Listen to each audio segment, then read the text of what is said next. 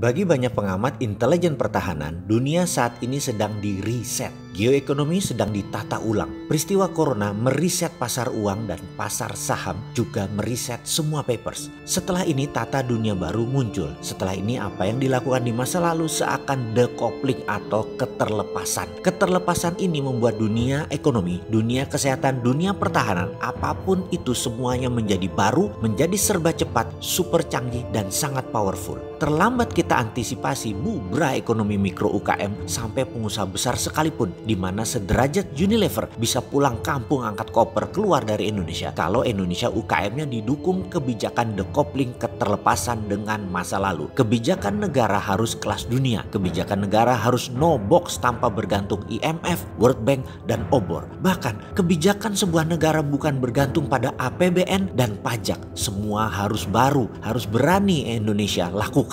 Kalau saya nih diberi mandat sekali lagi, yang gak mungkin karena si Bosman ini katanya hanya raja ide, maka kita buktikan kontribusi walaupun kecil mudah-mudahan bermanfaat buat sesama, yaitu kaum UKM. Di masa corona ini, kaum UKM terpukul berkali-kali. Pinjaman KUR misalnya bisa tidak terbayar karena income omset UKM adalah harian. Jualan mie ayam harian, jualan di pasar basah harian, atau jualan warteg, semuanya pendapatan harian dari aktif income. Kalau nggak aktif, ya nggak kerja, hari itu ya nggak dapat income. Di saat corona, kalau warteg tersebut tidak nyambung dengan dunia online, maka tidak ada pembeli yang datang. Dan ada jutaan pengusaha UKM yang belum tersambung dengan online tersebut. Sementara yang paling parah ke depan adalah bagaimana menaikkan atau skill up UKM kalau tidak ada modalnya. Ada dua solusinya versi Sontoloyo ini. Satu, kalau diberi mandat maka saya pasti printing money dengan berbasis proyek. Apa itu perlu dijelaskan sekali lagi? Oke, kita lompati dulu ya, karena di video yang lalu-lalu udah banyak.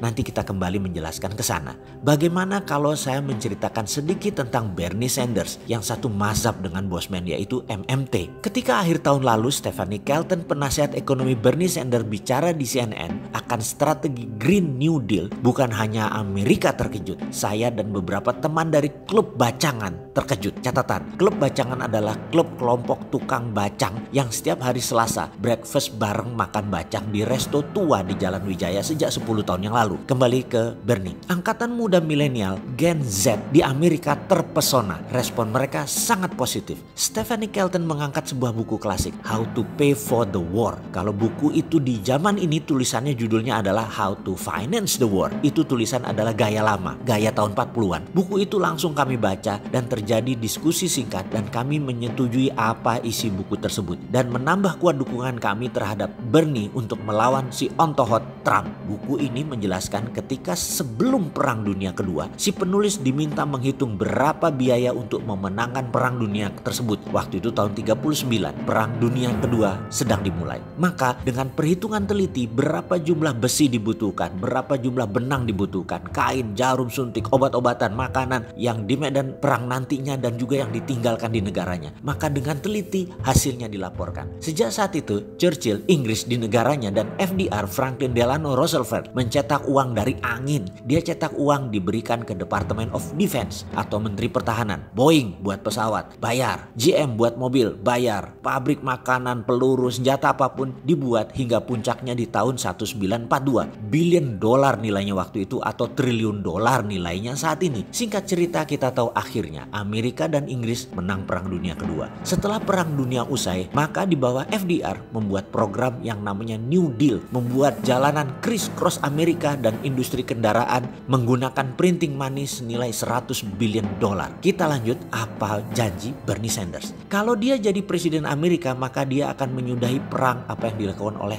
Trump dan dia akan membuat yang namanya Green New Deal, yaitu musuh bersamanya menjadi climate change. Program-programnya akan membuat dunia berperang melawan perubahan iklim. Uang, printing money out of thin air. Dia sudah hitung berapa biaya untuk climate change war ini. Stephanie Kelton yang memimpin perhitungan kalkulasi tersebut. 3 triliun dolar per tahun. Industri baterai, energi tenaga surya, tenaga matahari, makanan organik, dan banyak lagi yang akan dibangun. Ide inilah yang menarik angkatan muda Amerika saat ini yang muak dengan perang ala Trump. Ide inilah yang membuat dunia tersentak dengan ide lama. Printing money menjadi kekuatan baru. Bukan penakluk tetapi kolaborasi. Inilah konsep yang sama sejak 3 tahun yang lalu si bosman ini dengan ide sontoloyonya selalu kontak-kontakan dengan komunitas MMT dunia, mempromosikan printing money berbasis proyek. Makanya jangan suka sama si sontoloyo ini. Nanti jadi beneran dapat mandat, apa nggak bubrah itu model pemerintahannya. Partai-partai dan pejabat sekarang pada bengong. Mendingan mereka yang sekarang ini jalan terus. Jangan si bosman ini. Kalau kata haters dan buzzer anti si bosman yang gambar profilnya anjing, mukanya kucing yang nggak jelas itu berkata, si sontoloyo ini ngawur idenya, terlalu di langit, tidak membumi, bahkan tidak bisa cukup masuk di got.